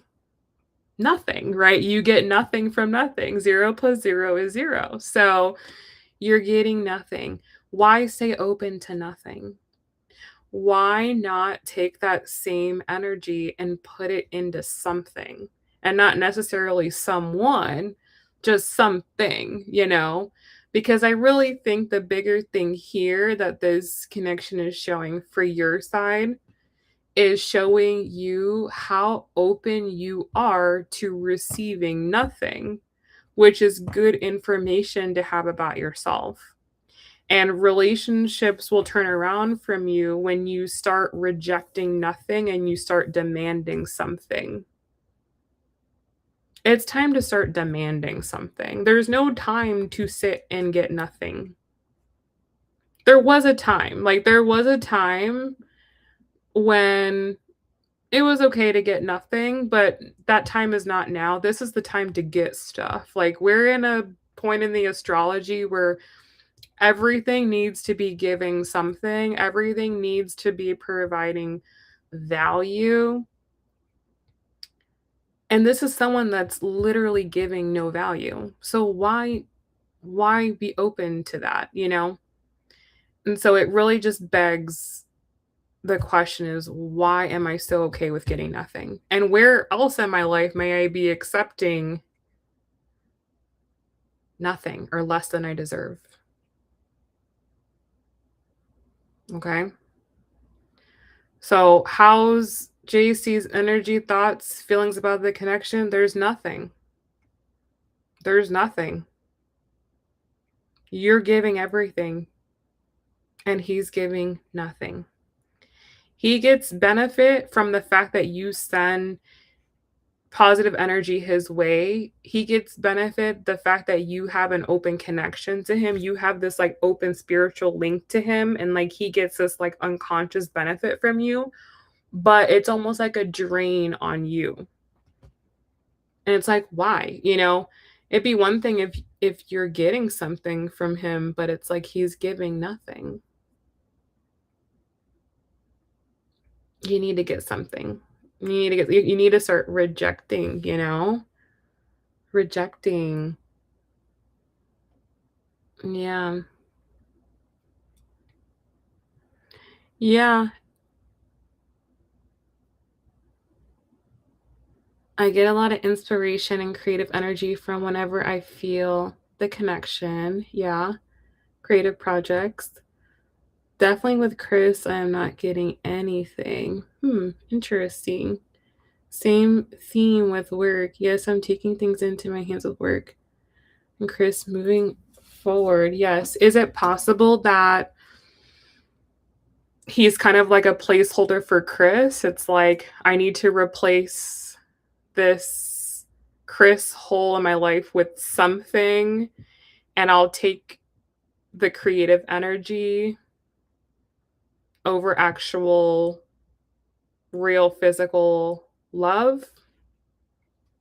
Because Chris seems to be continuing to pop up. Like, we're not talking about Chris, but for some reason, Chris is popping up. Like, we were not talking about Chris at all. Like, is Chris still there? Is this sort of like, okay, so I don't think about Chris, I'll just think about this thing, and this thing can't hurt me if it's over there. If JC's over there and I'm not really getting anything from him, at least he can't hurt me, and at least I'm getting this creative value, and I'll just take that. I'll just take the creative value that I get rather than real embodied physical love, and then just not really just disconnecting from everything. It's like not needing to have a placeholder, not needing to have that energy there. You know, I think it begs the question too. Another question to go deeper is what did Chris serve for you more than being like your boyfriend or whatever, but like what hole did he fill? What wound was he occupying, or position in your life was he occupying? And why is it so hard to let that go? It might be even deeper than Chris, right? Like, was he occupying the role of a protector for you that maybe you didn't have, or the role of a father figure that you didn't have, or a mother figure that you didn't have? Something there, like why does Chris keep coming up here? I think there's more. I think there's more there, more to go under, and it's hard to move on when you haven't cut the tie and poured the cement in the hole that was there. It's hard to move on because there's still that openness there.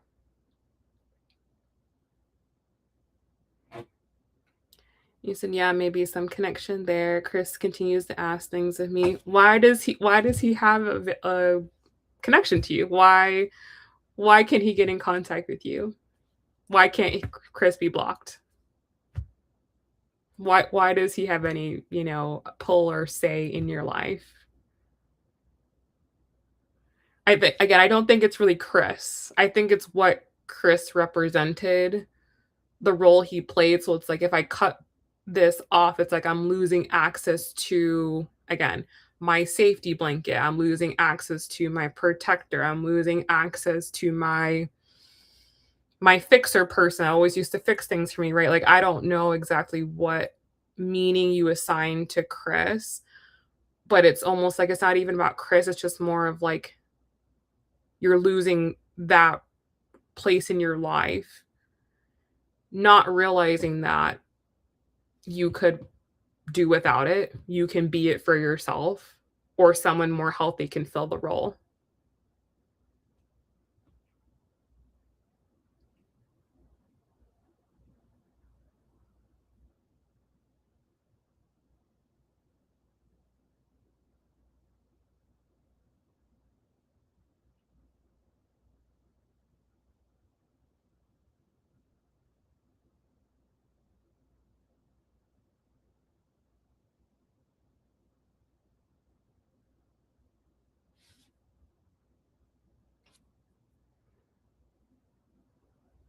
Yeah, it's like, why does he get to have any say in your life? Like, who is he?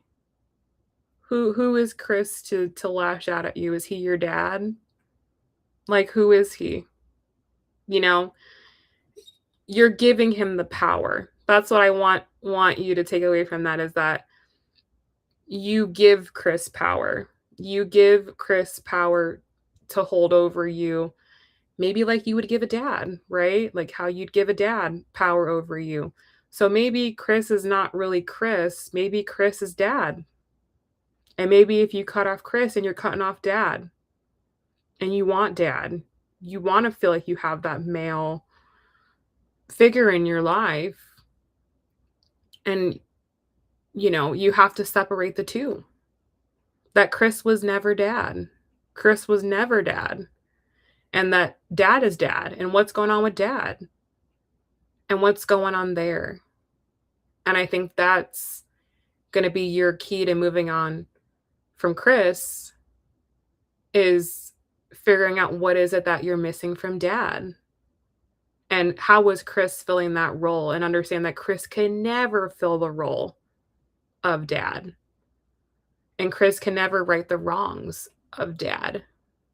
He can never be that for you. No man will ever be able to be your dad or make up for whatever your dad did, or that absence of a dad, because no man is going to share DNA with you like that. And maybe it's rebuilding with your dad, or maybe it's just going deep and understanding that relationship and understanding what is it that you wanted from a dad, and grieving whatever it is that you didn't get, and realizing that it sucks you didn't get it, but now you have to give it to yourself. And that's a process that you're going to have to go through, because no man will ever, ever, not even the man that loves you the most, that chooses to marry you, will never be able to fill that wound for you. That's a wound that only you and you alone is going to be able to fix. Yep. Absence and rejection. So you see what you accept absence, because dad was absent. And so what does presence look like? Right? What does presence look like? What was the presence that you wanted that you didn't get? What part of you did he reject that you wanted him to love? And how can we do that now without making it the responsibility of a man? Because no man is ever going to be able to fill that wound, ever. That is energy that needs to be directed towards your father, not literally calling him, but just energy that needs to be projected towards your father, and that you need to face now as an adult and understand through the lens of an adult. Because it's not proper that you felt absence and rejection, but you do have to deal with it. It is your responsibility to deal with it. And the only way forward is going to be to deal with it.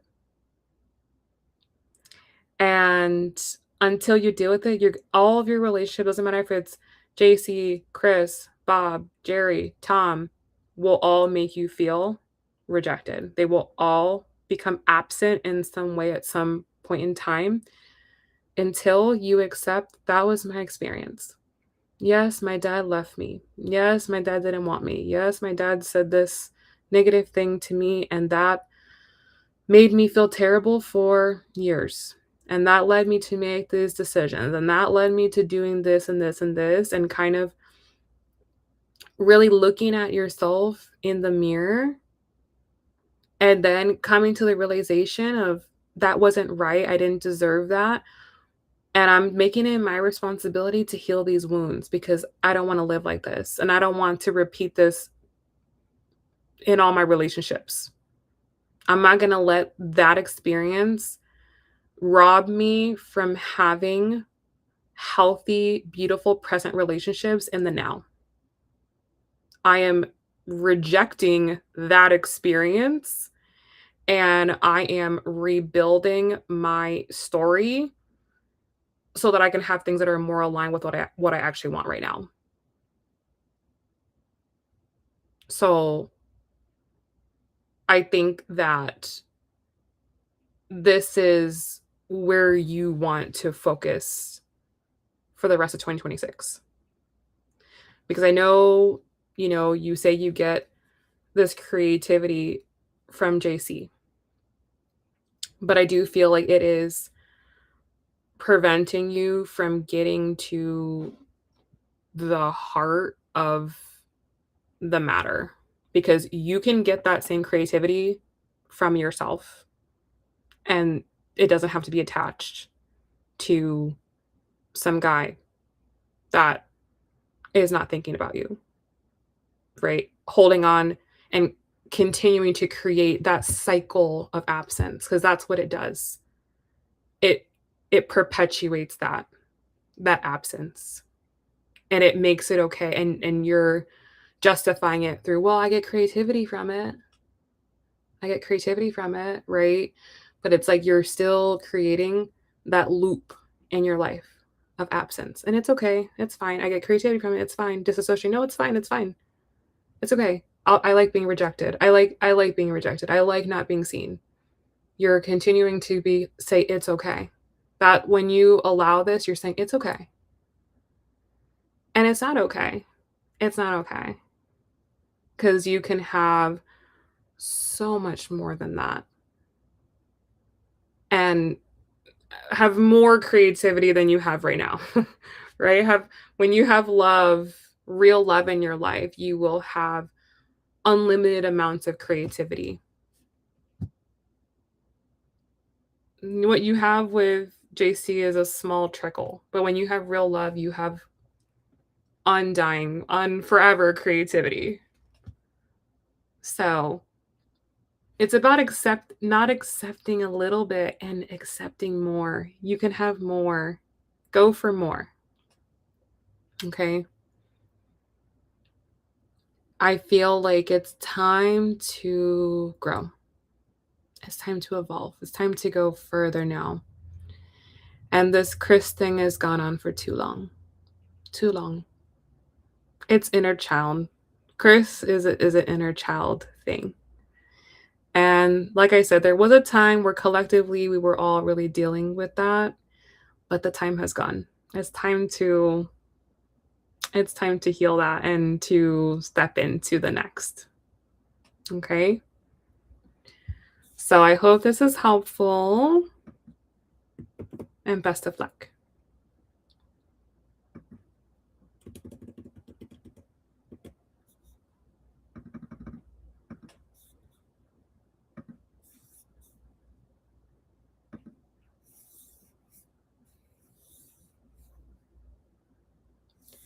Okay. So next we have Golden. You're welcome, Jaren. It's my pleasure. Yeah. It's time to focus on the people who were there. Who were there. It's not just about, it's deeper than just, oh, does this guy like me or that. It's deeper than that. It's about the energetics, the spiritual energy behind it, and that's really what's important, because the people you meet in person, if you have that dynamic going on, the people you meet in person, it's not gonna hit. You're gonna feel too comfortable with the absence thing and not evolve into the presence.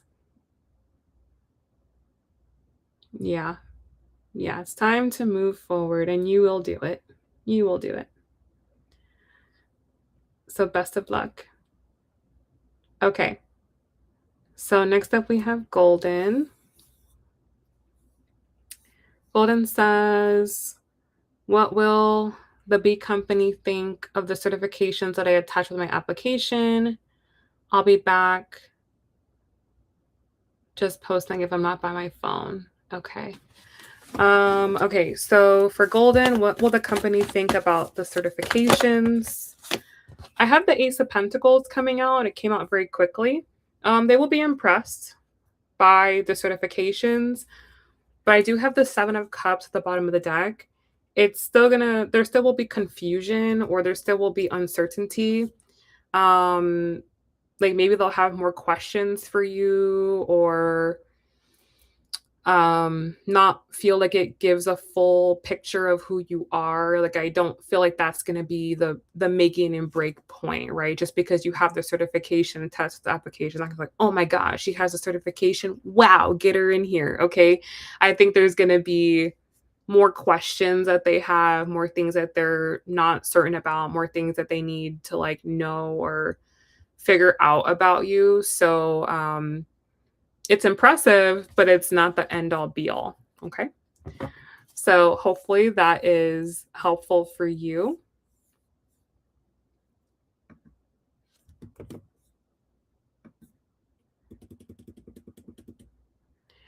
All right. Miss Nila. Miss Nella. Hopefully I'm pronouncing that correctly.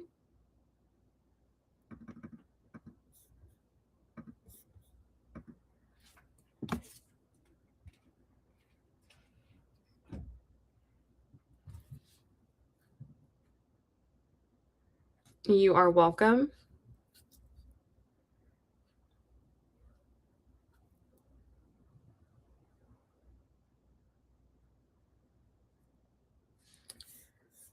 Nella says, I am thinking a lot about my ex person and feeling energetically. Can you check on what's going on? Okay. What does Nella need to know about this ex person? What is going on?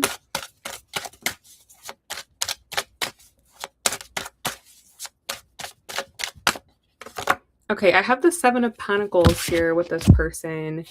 You said, by the way, I like the channel. Oh, thank you. Thanks for getting us readings. Of course, my pleasure. So with this person, 7 of Pentacles, they don't know what's going on with you, and vice versa. You maybe don't know what's going on with them. I reckon that the reason why this person is your ex person is because there's no real viable pathway for this connection to proceed forward. So it feels like there was a crossroads with you and this person, and you had to continue walking down a path, and they had to continue walking down a path, and you chose different paths, okay? Either because your pathway or what you want for your life and your future goes one way and what that person wants goes another way. This just feels like two people who just simply are not meant to be on the same path, okay? Even if there are feelings there or there could have been potential or maybe coulda, woulda, shoulda, right? Ultimately, at the end of the day, when we strip everything away and we look at this objectively, you and this person are just simply not meant to be, okay? At this particular point in time. Maybe in the future, maybe, okay? But not right now, okay? Not right now. This doesn't have any real way forward. And that can be sad. And there may be a need to grieve the feelings of what it could have been, what you imagine it was going to be. But there's nothing really actually there, okay? It's just the feelings of what happened and the way things went down, and maybe it happened out of your control, or maybe it was a surprise, or maybe you didn't want it to be like that, but it doesn't change the fact that that's how it is, right? It happened how it was supposed to happen, and that's how it is. So there's kind of just like a need to be like, okay, like that was just what was meant to be, and that was that. So take it how it resonates. I just give the message that I get, and that was the message that I got. Okay. So that's what I have for you. Hopefully, it was helpful. I don't know if it was, but that's what I have for you. So good luck. All right. Well, I guess we're not on the same page, and I'm okay with that.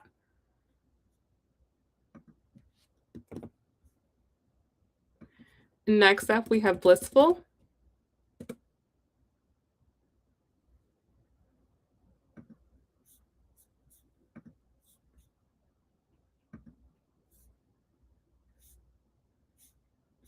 Good luck to you.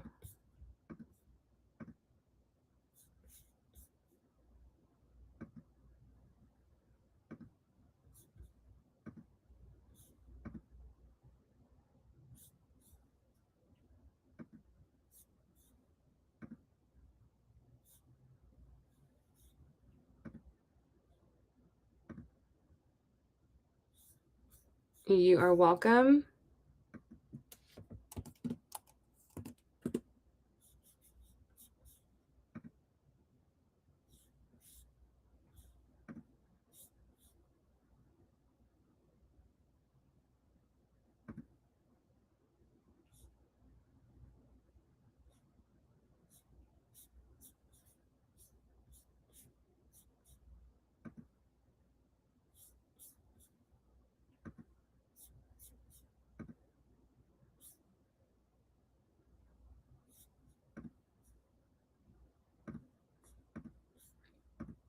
Okay, blissful, I'll give you a little bit and then I'm going to close the list.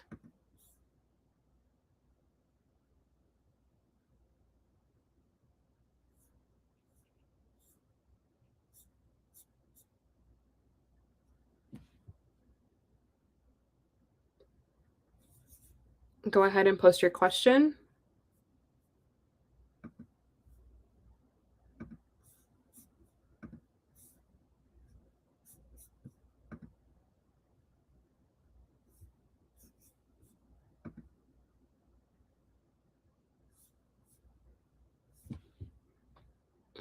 It's not going through. Try posting it again with different words. YouTube's blocking your question for some reason.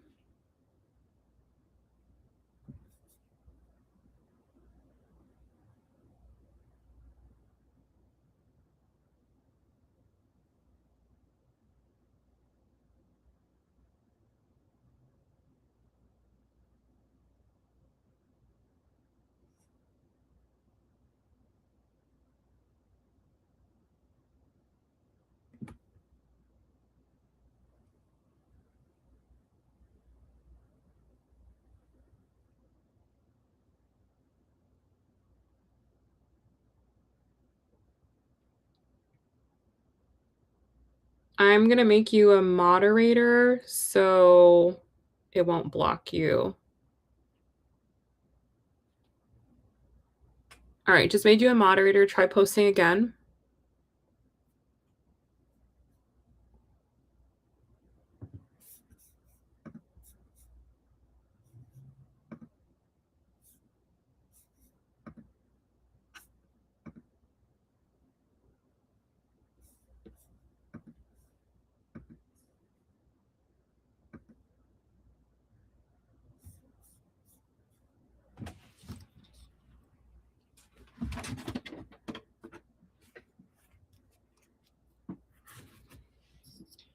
Yes. Okay, it went through now. Okay, so you want to know, may I know what good things are coming up for me? I will see what area of life you should look forward to things happening for you.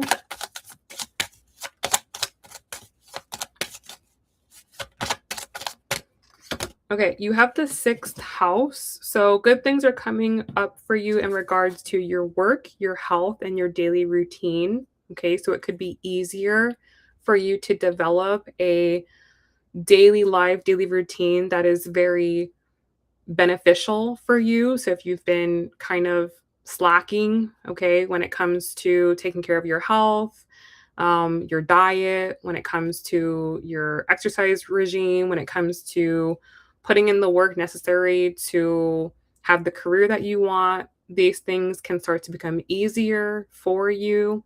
You may find it more pleasurable to do what needs to be done. But it feels like if you want good things to happen in your life, that's in your control, right? It's not like, oh, the universe is making life bad for you and now it's making life good for you. It's more about the energy that you're bringing to life, what you're doing. You know, are you putting good karma out there? Are you on track with your karmic pathway? Are you fulfilling your mission and destiny, right? That's really more what's going to determine whether quote unquote good things are going to happen to you. And even the quote unquote bad things that happen to you probably need to happen for a reason, right? So everything in life is happening for a reason, whether you understand it or not, whether you think it's a good or bad thing or not. So I wouldn't really like anticipate for good times. Life has good and bad, and you have to take both. And as long as you're going down the right pathway, that's really what matters most. So, where there's good things that you can look forward to is the sixth house, but this is a house where you have control, right? The sixth house is based upon what you do on a daily basis. So it's up to you to make your life good if you want it to be good. Okay. So hopefully that is helpful for you. Good luck.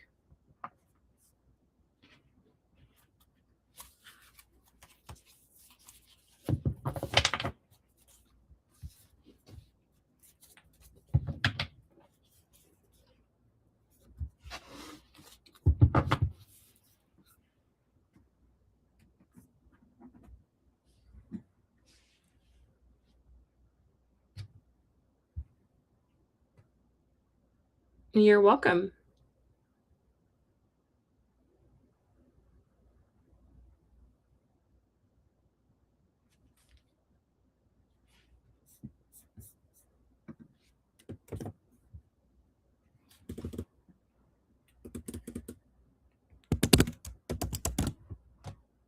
Awesome. I love that.